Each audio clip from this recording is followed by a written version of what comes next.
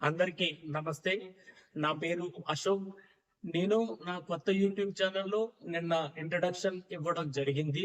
అయితే నా మీద హత్యకు కుట్ర జరిగింది. చంపడానికి ప్రయత్నించారు. దానిని వివరిస్తాను. ఎలా జరిగిందనే దాన్ని వివరిస్తాను అని చెప్పడం జరిగింది. అయితే కూకట్పల్లి హైదరాబాద్‌లో ఉన్న కేపీహెచ్‌బీ కాలనీలో ఇంతకు ముందు ఫోరం మాల్‌గా నడిచేది. అది కొన్ని సంవత్సరాల నుండి నెక్సెస్ మాల్ అయింది.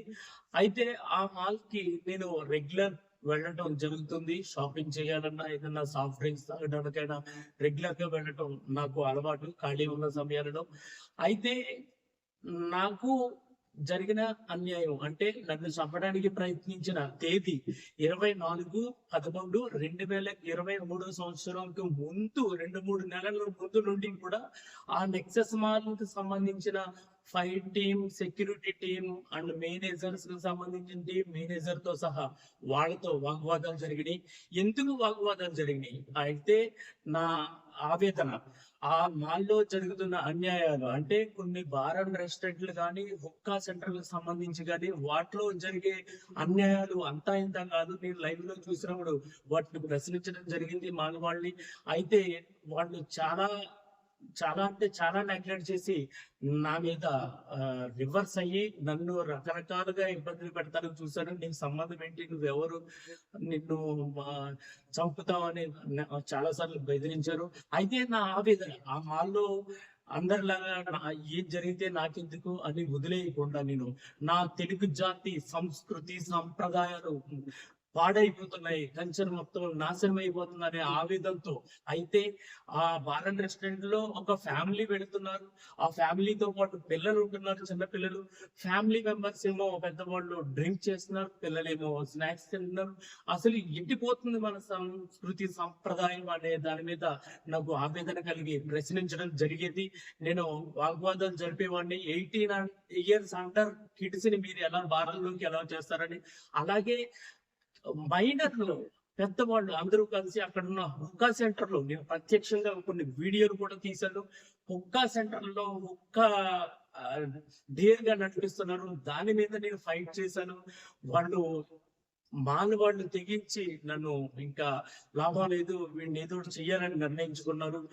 అలా నిర్ణయించుకున్న క్రమంలోనే ఆ నా మీద హత్యకు కుట్ర జరిగిన ముందు 2-3 నెలల నుంచి ఇలాగే నేను తరచూ వచ్చే వాళ్ళు కూడా నేను యాక్సెప్ట్ చేసేవాడిని కాదు. ఎందుకు ఈ విధంగా మీరు మైనర్లను తీసుకొస్తున్నారు, హుక్కా నడుపుతున్నారని గట్టిగా ప్రశ్నించేవాడిని. తిరిగి కొంతమందిని అయితే పంపించేసేవాడిని కూడా. ఈ విధంగా వాళ్ళకి నాకు చాలా గొడవలు జరిగినాయి. దాని మీద నేను పోలీసులు కూడా ఫిర్యాదు చేయడం జరిగింది. పోలీసులు ఏ మాత్రం పట్టించుకోలేదు, కేపీహెచ్బీ పోలీసులు. అయితే ఇక నేను ఖచ్చితంగా ఇలాంటి అలవాట్లలో నా తెలుగు జాతికి ముట్టకూడదు, నా తెలుగు జాతి సంస్కృతి సంప్రదాయాలు పాడవకూడదని ఆవేదనతో నేను గట్టిగా పోరాటం చేశాను. దానిలో భాగంగానే నేను చెప్పిన తేదీ 24/11/2023 సంవత్సరం రాత్రి 8 గంటలకు నేను ఆ నెక్సస్ మాల్ కి వెళ్ళడం జరిగింది. 8:30 సమయంకి నేను రెగ్యులర్ గా ఫుడ్ కోర్ట్ లో ఒకటే స్పాట్, అక్కడ సాఫ్ట్ డ్రింక్ తాగడం నాకు అలవాటు. ఆ డ్రింక్ తాగుతూ నేను అన్కాన్షియస్ లోకి వెళ్ళిపోయాను 8:30 సమయంలో.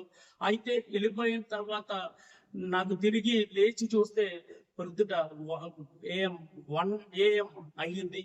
ఈ 4-5 అవర్స్ గ్యాప్ లో నన్ను చిత్త హింసలు పెట్టి హత్యకు ప్రయత్నించారు. అయితే ఏ విధంగా తప్పించుకున్నానో, వాళ్ళు చేసిన కుట్ర, దీనిలో భాగంగా పోలీసులు ఏం చేశారు అనే అంతటనే నేను మీకు తర్వాత వీడియోలో వివరిస్తాను. దయచేసి మీరు నన్ను సోషల్ మీడియా రూపంలో ఆదరించండి. ఒక సామాన్యుడు తెలుగు జాతి కోసం నేను పోరాటం చేస్తే నాకు ఈ విధమైన కుట్ర జరిగింది.